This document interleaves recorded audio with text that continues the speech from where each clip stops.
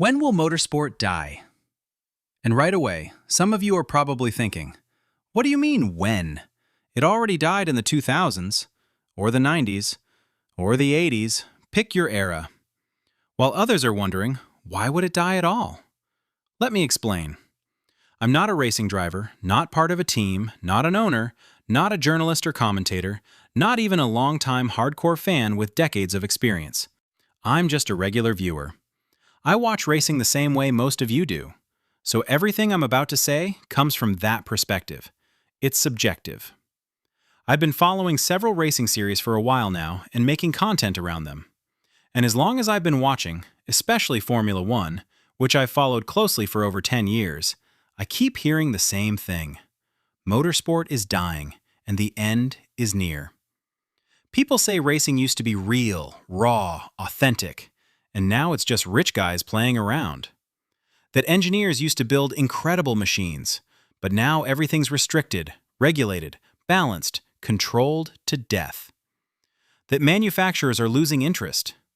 That with all the focus on the environment, we're replacing loud, aggressive, exciting cars with soulless electric appliances. And worst of all, racing just isn't fun to watch anymore. Then there's the argument that younger audiences don't care. They're all into sim racing now, and nobody's going to be interested in real motorsport soon. This is the kind of stuff I constantly see in comments, on broadcasts, across the internet.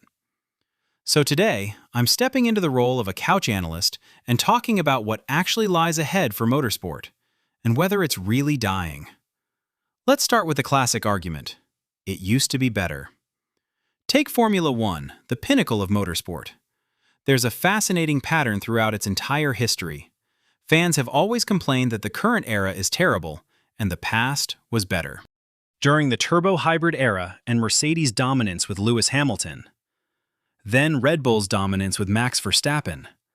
And now it looks like McLaren might be stepping into that role with Oscar Piastri. Fans say real racing was back in the Schumacher days. Back then, people complained about Ferrari dominance and said the real battles were Senna versus Prost.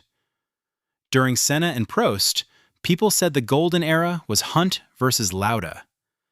And some went even further back, claiming the only real racing was in the days of Juan Manuel Fangio. Every era has its critics. That's normal. To be fair, modern F1 does have its issues. The 2021 season was incredible, one of the most dramatic title fights ever between Verstappen and Hamilton. But after that, it felt like one dominant force just replaced another.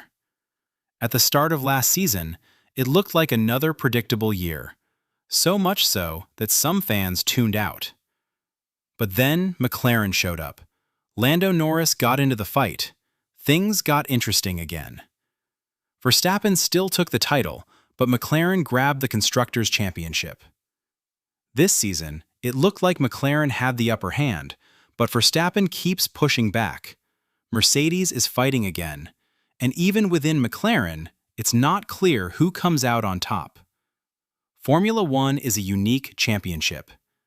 People don't just watch it for pure racing. They watch for drama, storylines, personalities. If you want pure racing action, there are other series like endurance racing or Super Formula that deliver more on that front. But F1 is evolving. New regulations are coming in 2026. Audi is joining. Cadillac is entering with Ferrari engines for now. Maybe Toyota will return in some form.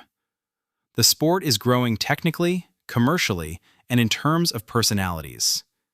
New drivers, new team leaders, new stories, it never stops. Now let's talk about audience interest. If motorsport is dying, viewership should be dropping, right? F1 isn't all of motorsport, but since it's the most popular series globally, it's a good indicator. Back in 2017, during Mercedes' dominance, viewership wasn't exactly booming. Some fans lost interest when F1 switched from screaming V8 engines to turbo hybrid units. Others tuned out during long periods of domination. The audience was aging, and attracting younger fans wasn't even a priority under Bernie Ecclestone. Then, Liberty Media took over in 2017, and things changed. In the US, average viewership on ESPN went from about 547,000 in 2018 to 672,000 in 2019, and over 1.2 million during the 2021 season. That final race in Abu Dhabi? Massive. A lot of new fans came in after 2021, and a huge part of that was Drive to Survive on Netflix, along with the upcoming F1 movie starring Brad Pitt from Apple. You can like or dislike them, but their impact is undeniable. Interest in F1 among Netflix users in the US jumped by 94%. Now yes, 2023, with Verstappen's complete dominance, did hurt engagement. Social media mentions dropped, follower growth slowed. Some predicted a massive audience decline in 2024, but that didn't happen. F1 reported record numbers. Total race attendance hit around 6 million people in 2023, and about 6.5 million in 2024. We had 7 different race winners, a constructors' battle that went down to the wire. Interest didn't collapse, it held strong.